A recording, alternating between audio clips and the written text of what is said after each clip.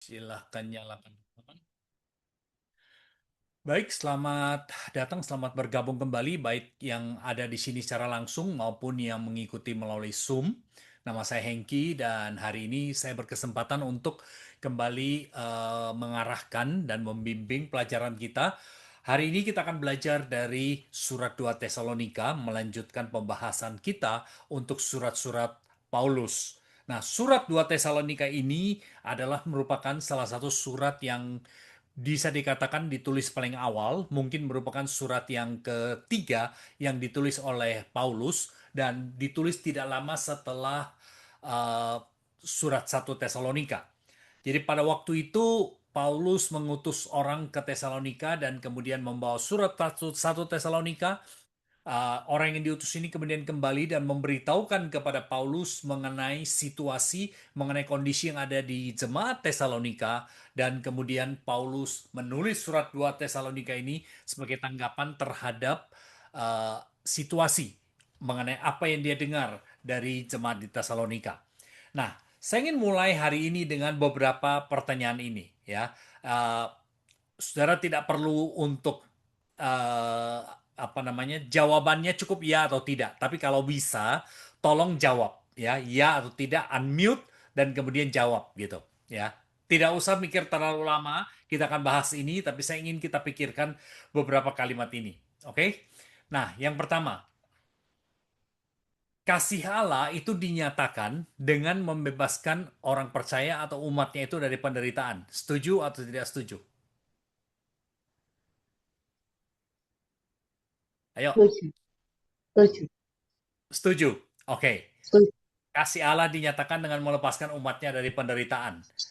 Kemudian yang berikutnya, Tuhan itu baik dan maha kuasa. Karena itu dia tidak akan membiarkan umatnya menderita. Setuju, Setuju? setuju. Jadi kalau kita menderita, Tuhan tuh nggak baik. Oke, Baik, lanjut. Ya, lanjut. Good. Ayo, lanjut lagi. Orang Kristen menderita karena Tuhan itu tidak mengasihi kita. Setuju atau tidak setuju? enggak. Nggak setuju. Tidak Oke, setuju. tidak setuju. Oke, berikutnya. Kita waktu menderita, ya, waktu kita lagi menderita, kita harus berdoa supaya segera saat itu juga dilepaskan dari penderitaan. Enggak, enggak, tidak setuju. Enggak. Enggak, Oke. Semua yang kita bicarakan tadi, yang pertanyaan-pertanyaan tadi, itu adalah hal-hal yang diangkat dalam jemaat Tesalonika. Oke? Itu yang dibicarakan, itu yang menjadi isu dalam jemaat Tesalonika. Penderitaan dan kasih Allah. Nah, Tesalonika itu bisa dibagi dalam tiga pasal pendek sekali, ya. Dan bagian pertama, pasal pertama itu merupakan satu ucapan syukur dari Paulus dan juga merupakan satu dorongan untuk jemaat di Tesalonika. Itu mulai dengan seperti biasa, dia menyampaikan salam dan dari situ kita melihat penulisnya sama dari Paulus, Silwanus, dan Timotius kepada jemaat orang-orang Tesalonika yang di dalam Allah Bapa dan di dalam Tuhan Yesus Kristus. Kasih karunia dan damai sejahtera menyertai kamu. Ini standar, kita sudah belajar beberapa surat Paulus, kita melihat ini adalah caranya dia menulis. Di sini kita melihat itu tetap tiga orang, Paulus, Silwanus, dan Timotius. Jadi ini bukan hanya satu orang saja. Salam. Kemudian yang kedua, kita melihat di sini apa yang merupakan ucapan syukur dari Paulus. Ayat 3 dan ayat 4, Paulus mengatakan, kami selalu mengucap syukur kepada Allah karena kamu semua dan menyebut kamu dalam doa kami. Sebab kami selalu mengingat pekerjaan imanmu, usaha kasihmu, ketekunan pengharapanmu kepada Tuhan kita Yesus Kristus di hadapan Allah dan Bapa kita. Ada tiga hal yang dipuji oleh Paulus di dalam terhadap jemaat Tesalonika. Dan ketiga hal ini adalah bahwa mereka itu imannya teguh, mereka menyatakan kasih, dan pengharapan mereka itu tidak goyah. Ya, dengan kata lain, di tengah-tengah penderitaan, di tengah-tengah penganiayaan yang sementara mereka alami, mereka itu tetap tabah. Mereka hidup di dalam kasih, mereka punya ketekunan, mereka berharap kepada Tuhan, dan iman mereka itu tidak goyah. Itu luar biasa. Paulus katakan, tiap kali kami mengingat itu, kami selalu mengucap syukur. Dan saya mikir ya, uh, orang waktu ingat kita, apa yang membuat mereka bersyukur? Ayat yang kelima, ya, ayat yang kelima di sini kita melihat bahwa Paulus bersyukur untuk jemaat Tesalonika karena mereka itu dibentuk di tengah-tengah penderitaan, di dalam penderitaan. Sebab Injil yang kami beritakan bukan disampaikan kepada kamu dengan kata-kata saja, tetapi juga dengan kekuatan oleh Roh Kudus dan dengan kepastian yang kokoh. Memang kamu tahu bagaimana kami bekerja di antara kamu oleh karena kamu. Oke, jemaat Tesalonika, mereka menghadapi penganiayaan, mereka menghadapi kesulitan, mereka menghadapi tantangan di dalam kehidupan mereka. Sebagai orang Kristen, hidup mereka tidak mudah. Tetapi mereka tetap berdiri teguh, bahkan melalui penganiayaan itu, mereka tuh dibentuk. Ya, mereka menjadi makin kuat, mereka menjadi makin kokoh. Itu sebabnya Paulus mengucap syukur kepada mereka. Ayat yang ke-6 sampai dan ayat yang ke-10 memberitahukan hal yang berikutnya. Dan kamu telah menjadi penurut kami dan penurut Tuhan. Dalam penindasan yang berat, kamu telah menerima firman itu dengan sukacita yang dikerjakan oleh Roh Kudus. Sehingga kamu telah menjadi teladan untuk semua orang yang percaya. Oh, oke, saya baca bagian yang lain ya.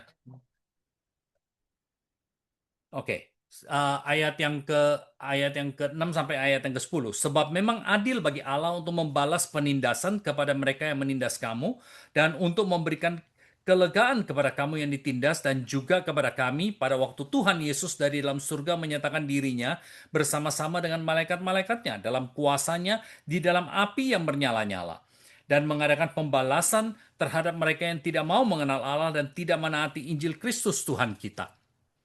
Mereka ini akan menjalani hukuman kebinasaan dan selama-lamanya dijauhkan dari hadirat Tuhan dan dari kemuliaan kekuatannya apabila ia datang pada hari itu untuk dimuliakan di antara orang-orang kudusnya dan untuk dikagumi oleh semua orang yang percaya. Sebab kesaksian yang kami bawa kepadamu telah kamu percayai. Kita lihat di sini bahwa di tengah-tengah penganiayaan mereka mungkin tidak langsung dilepaskan, tetapi Paulus mengatakan ketika Tuhan datang kembali kedua kalinya, Tuhan akan membalas orang-orang yang menindas umatnya. Dan Tuhan akan membenarkan orang-orang yang selama ini ditindas. Jadi kita lihat di sini, mungkin saja waktu kita mengalami kesusahan, kita itu tidak langsung dilepaskan. Waktu kita mengalami kesusahan, kita mungkin bisa merasakan sepertinya Tuhan itu membiarkan. Kok kita menderita, kita sudah berdoa, tetapi penderitaan itu tidak lepas-lepas juga. Alkitab memberitahukan, bukan berarti Tuhan tidak memperdulikan kita, bukan berarti Tuhan tidak mengabaikan kita di tengah-tengah penderitaan, tetapi belum tiba waktunya. Karena penderitaan itu dipakai oleh Tuhan untuk membentuk kita. Penderitaan dan kesusahan, tekanan itu dipakai oleh Tuhan untuk menjadikan kita untuk lebih serupa dengan gambarnya. Dan dikatakan di sini bahwa nanti ketika Tuhan datang kembali, Dia akan melepaskan kita, Dia akan membenarkan kita. Ayat berikutnya dalam ayat yang ke-11 kita lihat di sini bahwa Tuhan memberikan kekuatan kepada umatnya yang menderita. Karena itu kami senantiasa berdoa juga untuk kamu, supaya Allah kita menganggap kamu layak bagi panggilannya, dan dengan kekuatannya menyempurnakan kehendakmu untuk berbuat baik, dan menyempurnakan segala pekerjaan imanmu. Ketika kita sementara menderita, Tuhan mungkin tidak langsung melepaskan kita. Tuhan mungkin tidak langsung mengangkat tekanan, mengangkat penderitaan itu, karena Dia mau membentuk kita melalui tekanan yang kita sementara alami. Tetapi satu hal yang kita lihat, di dalam penderitaan, di dalam kesusahan yang kita alami, bukan berarti Tuhan itu mengabaikan kita atau tidak peduli kepada kita. Kita diberitahukan bahwa di tengah-tengah penderitaan, di tengah-tengah penganiayaan, kesusahan yang kita sementara alami, kita akan diberikan kekuatan oleh Tuhan. Dia tidak membiarkan kita sendiri. Dia memberikan kita kekuatan dan memampukan kita untuk mencapai apa yang Dia ingin kita capai. Ayat yang ke-12, bagian terakhir daripada pasal 1, memberitahukan, sehingga nama Yesus Tuhan kita dimuliakan di dalam kamu, dan kamu di dalam Dia, menurut kasih karunia Allah kita dan Tuhan Yesus Kristus. Tujuan daripada penderitaan yang kita alami seringkali bukan hanya untuk membentuk karakter kita, bukan hanya untuk membentuk iman kita, menjadikan kita makin serupa dengan Kristus, tetapi melalui penderitaan itu seringkali tujuannya adalah supaya Tuhan Yesus itu dimuliakan. Melalui sikap kita menghadapi penderitaan, melalui sikap kita di tengah-tengah kesusahan, melalui iman kita ketika kita sementara mengalami tekanan yang luar biasa tetapi kita tidak goyah, kita tetap berharap kepada Tuhan. Di dalam situasi seperti ini, Tuhan Yesus dimuliakan. Pasal yang kedua memberitahukan pada kita di sini mengenai kesalahpahaman yang terjadi di dalam jemaat Tesalonika. Ya, tema kita hari ini kita bicara mengenai hoax. Hoax sudah terjadi pada waktu itu. Rupanya di dalam jemaat Tesalonika pada waktu itu ada hoax, ada berita-berita palsu yang mengatakan bahwa Yesus sudah datang kembali, bahwa kedatangan Yesus yang kedua kali itu sudah terjadi. Nah, Paulus di sini dalam pasal 2 ayat 1 sampai 12 menjelaskan bahwa mereka salah mengerti, bahwa itu salah, itu adalah hoax. Tentang kedatangan Yesus Tuhan kita, tentang kedatangan Tuhan kita Yesus Kristus, dan terhimpunnya kita semua, kita dengan dia, kami minta kepadamu saudara-saudara, supaya kamu jangan lekas bingung dan gelisah, baik oleh ilham roh, maupun oleh pemberitaan atau surat yang dikatakan dari kami, seolah-olah hari Tuhan telah tiba. Menarik ya, di dalam ayat yang pertama dan kedua ini, rupanya ada orang yang menulis kepada jemaat Tesalonika dan menulis bisa dikatakan dengan palsu. Mereka penulis surat ini tidak diketahui siapa, tapi caranya mereka menulis adalah seolah-olah ini Paulus yang menulis. Paulus katakan tidak demikian. Ya. Ayat yang ketiga, janganlah kamu memberi dirimu disesatkan orang dengan cara yang bagaimanapun juga. Sebab sebelum hari itu, haruslah datang dulu murtad dan haruslah dinyatakan dahulu manusia durhaka yang harus binasa, yaitu lawan yang meninggikan diri di atas segala yang disebut atau yang disembah sebagai Allah, bahkan ia duduk di bait Allah dan mau menyatakan diri sebagai Allah. Yang kita lihat di sini adalah Paulus mengatakan bukan hanya kedatangan Tuhan Yesus belum terjadi, tetapi dia menggambarkan bagaimana, kalau saya bisa pakai istilah, proses kedatangan Tuhan Yesus itu. Bahwa sebelum Yesus datang kedua kalinya dikatakan akan datang apa yang disebut sebagai orang yang akan harus datang yang dahulu murtad dan dinyatakan dulu manusia durhaka. Manusia durhaka ini akan nyata, kita tidak tahu siapa, kita tidak jelas semuanya ini, tetapi kita melihat bahwa sebelum kedatangan Tuhan Yesus itu akan muncul seseorang yang akan bersikap sepertinya dia adalah Tuhan. Kita kalau melihat bagian Alkitab lainnya, kita mengatakan dia ini adalah orang yang menyaruh sebagai Kristus, sebagai antikristus, ya, Mesias yang palsu. Tapi kita melihat bahwa sebelum, pada dasarnya di sini, sebelum kedatangan Yesus kedua kali, itu akan timbul berbagai pengajaran yang kelihatannya menarik, yang kelihatannya baik, tapi sebetulnya membawa orang menjauh dari Kristus. Nah, Paulus katakan hati-hati dengan seperti itu.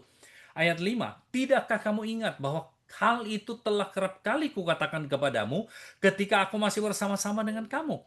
Dan sekarang kamu tahu apa yang menahan dia, sehingga ia baru akan menyatakan dirinya pada waktu yang telah ditentukan baginya.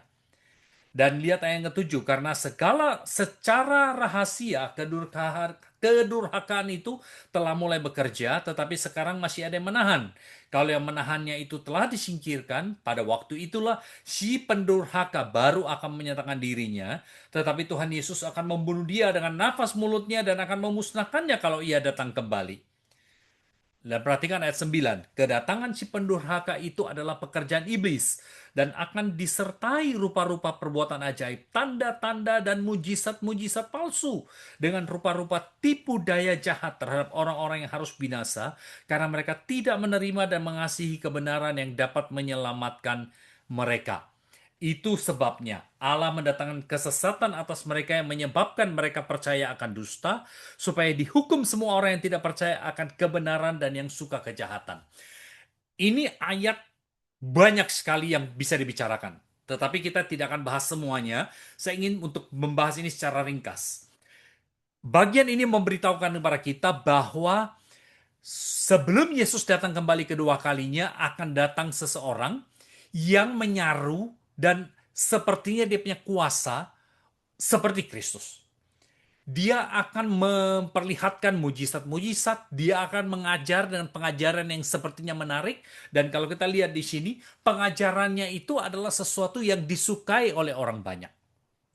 Dan kemudian, oleh karena itu, banyak orang yang tidak tahu apa yang merupakan kebenaran, itu cuman percaya apa yang dia katakan, cuman percaya apa yang didengar, karena mereka tidak mengerti kebenaran firman Tuhan, maka mereka akan mengikuti yang diajarkan itu. Mereka akan mengikuti pengajaran dari yang disebut dengan si pendurhaka atau si penyesat ini. Jadi mereka akan tertipu. Ya, mereka akan tertipu, dan ayat yang kita baca tadi memberitahukan kepada kita karena kenapa? Karena mereka tidak menerima dan tidak mengasihi kebenaran yang menyelamatkan mereka. Ayat yang ke-10. Kita lihat kontrasnya di sini. Ada orang cuma suka dengar yang baik, yang sensasional, yang menarik, yang menyenangkan. Dan dia tidak memikirkan bahwa ini bukan merupakan kebenaran. Dia tidak peduli itu. Pokoknya saya suka. Benar tidak benar, itu urusan lain. Poin yang kita lihat di dalam bagian ini adalah pada zaman sebelum kedatangan Kristus kedua kali, kebenaran itu seringkali bersifat subjektif. Bagi banyak orang, kebenaran itu bukan lagi satu kebenaran yang objektif yang berdasarkan firman Tuhan. Kebenaran seringkali adalah apa yang saya suka, apa yang saya setuju, itu yang benar. Tidak peduli apa yang dikatakan Alkitab. Nah, kita perlu berhati-hati, saudara. Ketika sebagai seorang Kristen, kita tidak lagi mementingkan kebenaran firman Tuhan. Ketika sebagai seorang Kristen, kita tidak lagi melandaskan iman kita kepada kebenaran yang ada di dalam firman Tuhan, kita mesti berhati-hati karena ada kemungkinan kita sudah tersesat. Kebenaran itu harus bersifat objektif, kebenaran itu harus berlandaskan kebenaran firman Tuhan. Bukan soal saya setuju atau tidak setuju. Bagian berikutnya di dalam pasal yang kedua di sini adalah nasihat untuk berpegang teguh pada pengajaran yang sudah mereka terima sebelumnya, mulai dari ayat 13 sampai dengan ayat yang ke-17. Akan tetapi kami harus selalu mengucap syukur kepada Allah karena kamu, saudara-saudara yang dikasihi Tuhan, sebab Allah dari mulanya telah memilih kamu untuk diselamatkan dalam roh yang, perhatikan di sini, yang menguduskan kamu dan dalam kebenaran yang kamu percayai. Saudara lihat di dalam bagian ini ya, mengapa penting sekali bagi kita untuk melandaskan kebenaran yang kita percaya itu pada firman Tuhan. Karena kebenaran yang berdasarkan firman Tuhan itu akan menguduskan kita. Karena kebenaran yang berdasarkan firman Tuhan itu akan membentuk kita. Karena kebenaran yang berdasarkan firman Tuhan itu akan mengarahkan kita untuk lebih dekat kepada Tuhan. Kebenaran yang subjektif, saudara, itu membawa segala sesuatu ke dalam diri kita. Kalau kita cuma percaya apa yang kita mau percaya, saudara, kita menjadikan diri kita sebagai standar dari kebenaran itu. Dan itu bahaya. Karena itu berarti kita yang berada di pusat. Kita yang berada menjadi fokus. Kita yang menentukan yang benar dan tidak benar itu apa. Tapi ketika kita melandaskan kebenaran, melandaskan iman kita, melandaskan apa yang kita percaya kepada firman Tuhan, kebenaran itu akan membawa kita, akan mengantar kita, mengarahkan kita, membimbing kita untuk lebih dekat dengan Kristus, menjadi lebih serupa dengan apa yang Tuhan Yesus inginkan bagi kita. Dengan kata lain, seringkali orang Kristen tidak bertumbuh adalah karena dia tidak melandaskan imannya kepada kebenaran firman Tuhan. Seringkali orang Kristen tidak bertumbuh karena dia melandaskan imannya kepada hal-hal yang dia sukai. Kepada mujizat-mujizat barangkali, kepada pengajaran-pengajaran yang lucu, yang menarik, yang menyenangkan. Dia mendapatkan banyak pengajaran. Tetapi saudara, karena dia tidak melandaskan imannya kepada kebenaran firman Tuhan, imannya tidak bertumbuh. Iman yang bertumbuh adalah bertumbuh kepada Tuhan. Sementara kebenaran yang tidak berdasarkan firman Tuhan, tadi kita sudah katakan, itu adalah mengarah, berfokus kepada diri kita sendiri. Karena dia subjektif. Alkitab memberitahukan kepada kita di sini bahwa untuk itulah dia telah memanggil kamu, ayat 14. Dengan Injil yang kami beritakan supaya kamu memperoleh kemuliaan Yesus Kristus Tuhan kita. Nah, di sini kita melihat hal yang lain ketika kita melandaskan iman kita kepada firman Tuhan. Ketika iman kita berlandaskan kepada kebenaran di dalam firman Tuhan secara objektif, Alkitab memberitahukan bahwa kemudian hari kita akan memperoleh kemuliaan Yesus Kristus. Kita akan menjadi sama, menjadi serupa dengan Tuhan Yesus. Kembali, iman yang dilandaskan kepada kebenaran yang kita sukai, kebenaran yang subjektif, itu tidak akan membawa kita kemana-mana. Itu akan membawa kita pada diri sendiri. Iman yang berlandaskan kepada kebenaran firman Tuhan akan membuat kita menjadi lebih serupa dengan Kristus. Oleh karena itu, ayat 15 mengatakan, karena alasan itu, berdirilah teguh, berpeganglah pada ajaran-ajaran yang kamu terima dari kami, baik secara lisan maupun secara tertulis. Dan ia, Tuhan kita Yesus Kristus dan Allah Bapa kita yang di dalam kasih karunia yang telah mengasihi kita dan yang telah menganugerahkan penghiburan abadi oleh pengharapan baik kepada kita, kiranya menghibur, menguatkan hatimu dalam pekerjaan dan perbuatan yang baik. Saudara, di dalam beberapa ayat ini kita melihat satu hal. Iman yang berlandaskan kepada firman Tuhan, itu yang kemudian mampu memberikan pada kita kekuatan, memberikan kita ketabahan ketika kita harus menghadapi kesulitan, menghadapi kesusahan. Seringkali kita menjadi orang Kristen yang iman kita itu berlandaskan kepada hal-hal yang sensasional. Berlandaskan pada hal-hal yang pokoknya baru. Asal itu baru, asal itu menarik, asal itu hip, asal itu trendy, kita ngikuti. Paulus mengatakan di sini hati-hati ya. Justru seringkali kita perlu tetap berpegang kepada yang dibilang tradisional. Yang mungkin kuno, yang mungkin sudah sepertinya ketinggalan zaman.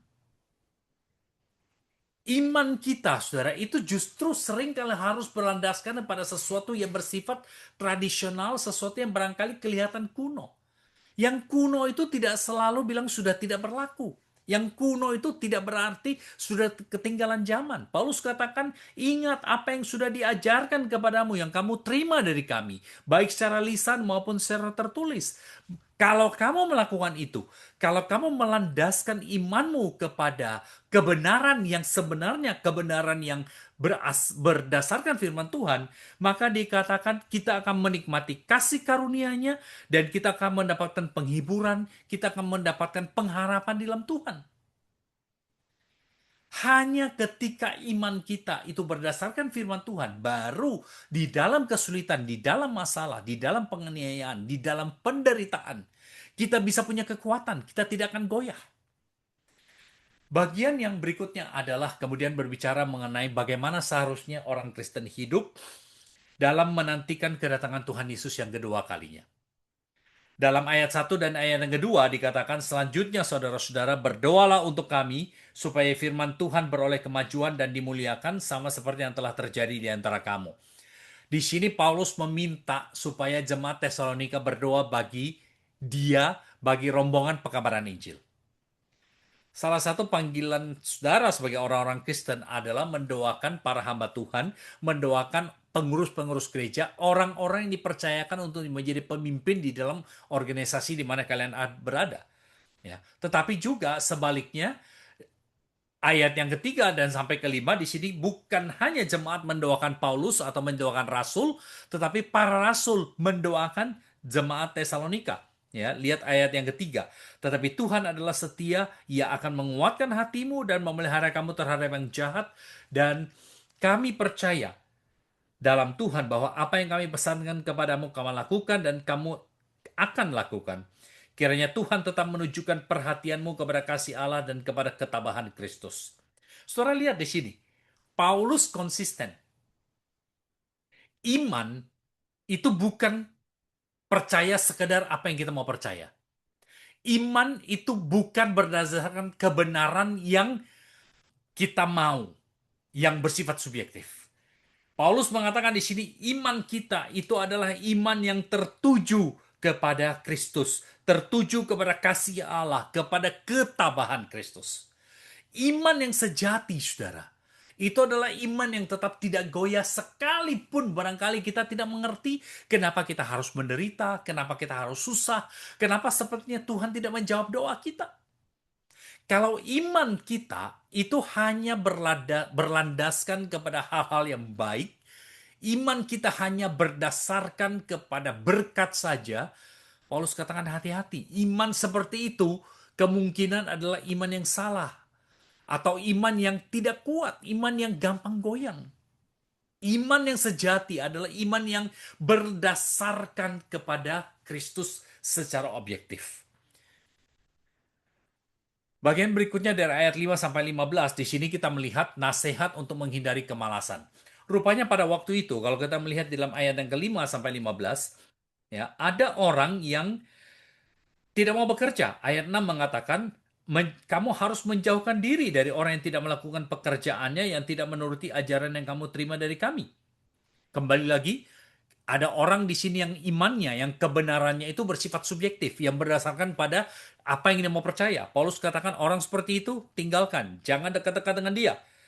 Sebab kamu tahu bagaimana kamu harus mengikuti teladan kami, karena kami tidak lalai bekerja di antara kamu, dan kami tidak makan roti orang dengan percuma. Tetapi kami berusaha berjerih payah siang malam supaya jangan menjadi beban bagi siapapun di antara kamu. Bukan karena kami tidak berhak untuk itu, melainkan karena kami mau menjadikan diri kami teladan bagi kamu supaya kamu ikuti. Jadi rupanya ada orang-orang, saudara, di jemaat Tesalonika pada waktu itu yang menurut mereka, mereka cukup hidup dengan rohani karena toh Tuhan Yesus sudah akan datang kembali. Ingat, mereka tidak berlandaskan kebenaran itu kepada firman Tuhan. Itu adalah mereka percaya apa yang mereka mau percaya. Nah, karena mereka percaya seperti itu, maka kemudian mereka mengatakan, ya sudah, tidak usah kerja. Kita tidak perlu berbuat apa-apa. Mungkin mereka di sini kalau kita melihat, kita banyak berdoa saja.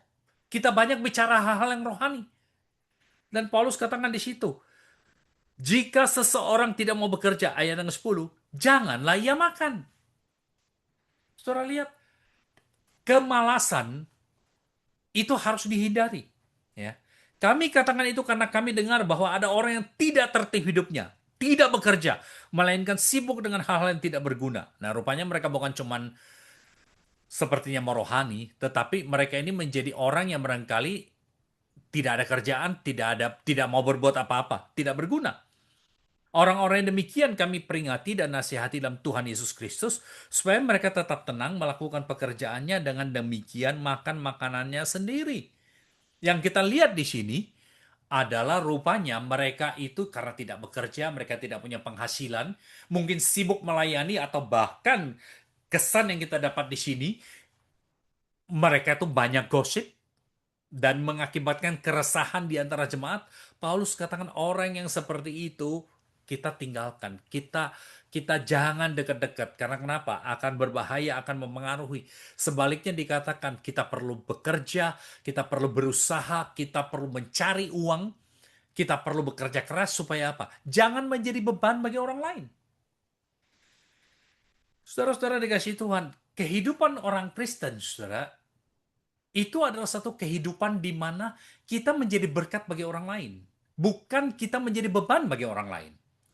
Ketika kita orang Kristen hanya bicara rohani, hanya bicara mengenai hal-hal iman, hanya bicara mengenai Tuhan, tetapi di dalam kehidupan kita secara praktis, kita tidak mau bekerja, kita tidak mau mengupayakan supaya kemampuan kita menjadi lebih baik, supaya kita bisa lebih berguna bagi masyarakat. Paulus katakan orang seperti ini tidak ada gunanya. Orang yang tidak mau bekerja, Paulus katakan, janganlah ia makan. Tetapi sebaliknya, di sisi lain, di dalam ayat yang ke-13, kita melihat di sini balance-nya. Orang yang tidak mau bekerja, Paulus katakan, kamu harus bekerja, kamu harus berusaha untuk kamu bisa mandiri, kamu jangan menjadi beban bagi orang lain.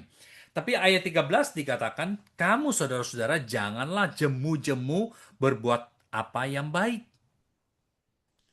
Balance. Bukan berarti ketika kita melihat orang yang tidak mampu, kita cuek, kita tidak peduli, kita membiarkan. Paulus katakan tidak. Kita justru tetap mau berbuat baik kepada mereka, tetap mau membantu mereka. Tetapi sebaliknya dikatakan ayat 14, jika ada orang-orang yang tidak mau mendengarkan apa yang kami katakan dalam surat ini, tandailah dia, jangan bergaul dengan dia supaya dia menjadi malu, tetapi janganlah anggap dia sebagai musuh, tetapi tegurlah dia sebagai seorang saudara. Kita lihat di sini di dalam jemaat. Kehidupan gerejawi, kehidupan persekutuan, saudara, itu tidak selalu kita itu setuju satu dengan yang lain. Selalu akan ada hal-hal yang barangkali tidak menyenangkan. Paulus katakan ketika ada orang yang malas, ketika ada orang yang tidak berbuat baik,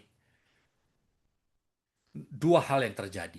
Jangan sampai kita dipengaruhi, dan yang kedua, kita berusaha menegur, kita berusaha untuk memperbaiki dia.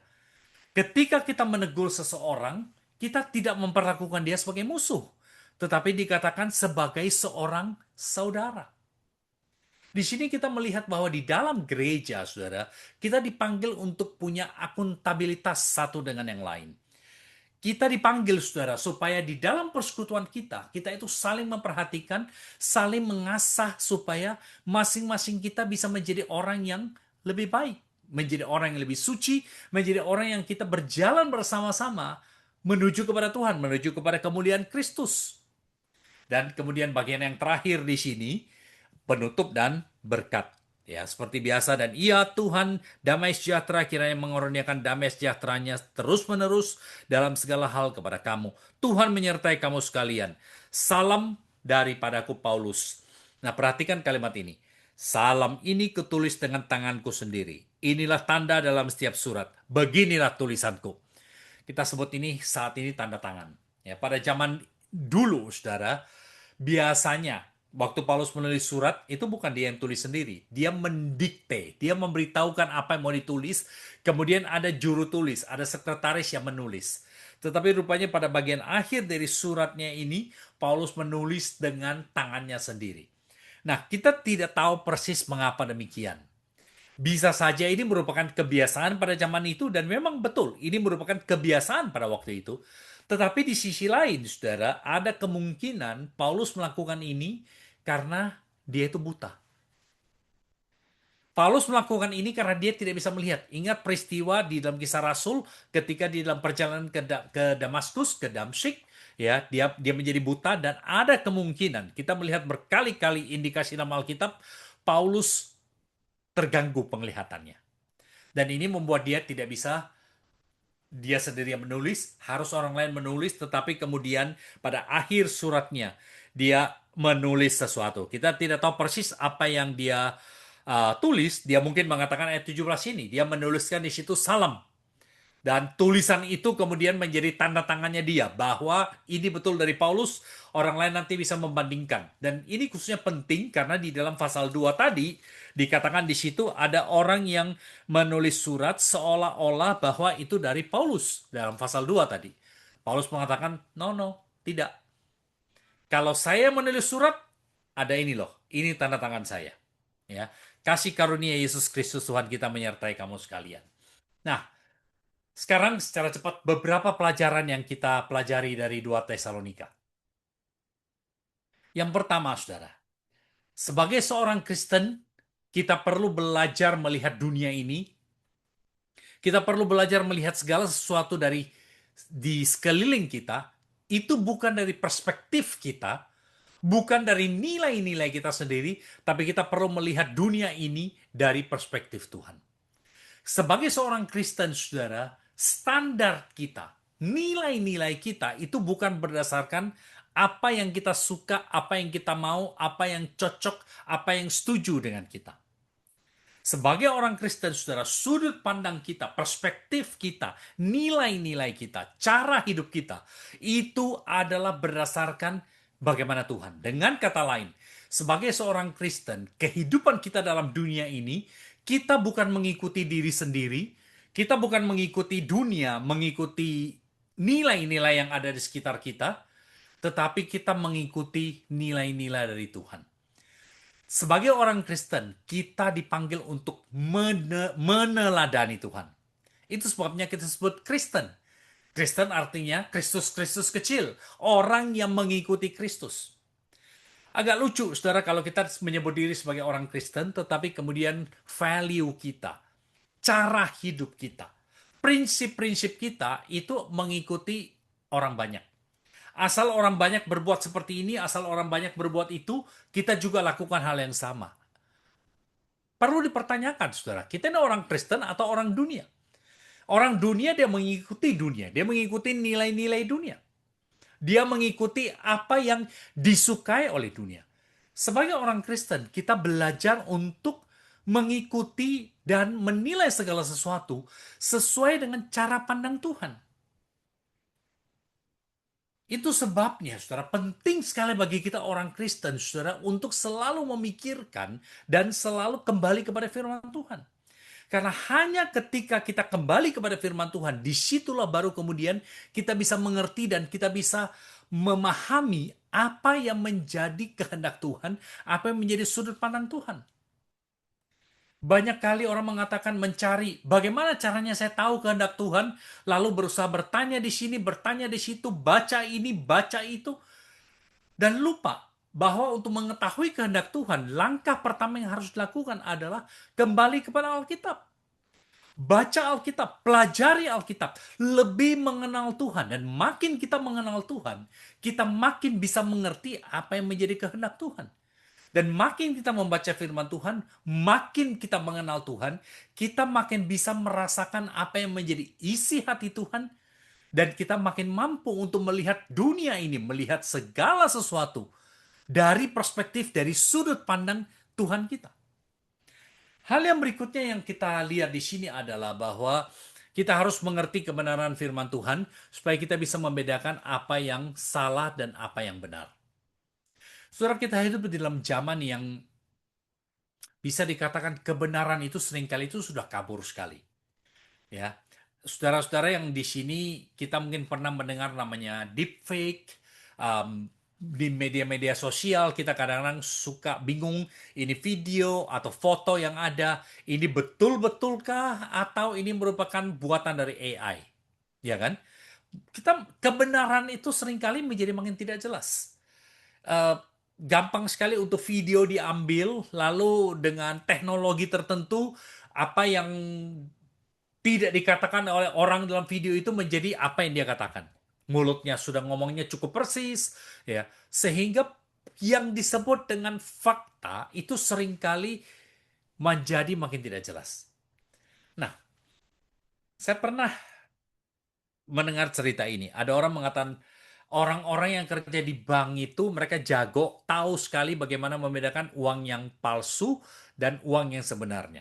Dan pernah ditanyakan, bagaimana caranya untuk tahu mana uang yang palsu dan uang yang benar? Karena uang palsu itu kan banyak modelnya, banyak tekniknya, banyak yang dilakukan untuk memalsukan uang. Bagaimana caranya tahu mana yang benar dan mana yang palsu? Dan menarik sekali jawaban yang diberikan adalah kita nggak perlu tahu yang palsu itu apa. Yang kita perlu tahu adalah yang benar itu seperti apa. Kalau sudah tahu mana yang benar, semua yang tidak sesuai dengan standar, semua yang tidak sesuai dengan apa yang kita tahu mana yang benar, itu berarti dia palsu. Saudara coba pikir baik-baik ya. Di dalam dunia sekarang ini, kita hidup dalam zaman di mana berbagai macam isu itu punya berbagai pendapat. Banyak hal, saudara, itu diperdebatkan. Banyak hal itu kalau didiskusikan itu tidak habis-habisnya. Selalu ada hal yang baru muncul dan selalu ada pro dan kontra. Di dalam gereja, saudara, itu jarang sekali untuk satu isu itu kemudian bisa ada suara yang bulat, mendapatkan aklamasi. Jarang sekali. Tapi Alkitab memberitahukan kepada kita, sekalipun kita di dalam dunia di mana kebenaran itu seringkali sepertinya sangat subjektif, kita harus mengerti dan kembali kepada kebenaran firman Tuhan. Penting sekali bagi saudara dan saya sebagai orang Kristen untuk selalu kembali kepada firman Tuhan, mempelajari firman Tuhan, supaya kemudian kita bisa lebih mengerti apa yang terjadi dalam dunia ini. Kita mampu punya satu framework, memiliki satu kerangka untuk bisa menilai dunia ini, untuk bisa memahami apa yang sementara terjadi dalam dunia ini. Kita seringkali bingung dan akhirnya menjadi orang Kristen yang ikut-ikutan saja, tidak mengerti uh, pegangan apa yang menjadi prinsip kita dalam isu-isu yang kita hadapi. Karena kenapa? Karena kita tidak punya waktu untuk kembali kepada firman Tuhan. Kita tidak punya waktu untuk membaca Alkitab. Kita tidak punya waktu untuk betul-betul mendalami Alkitab.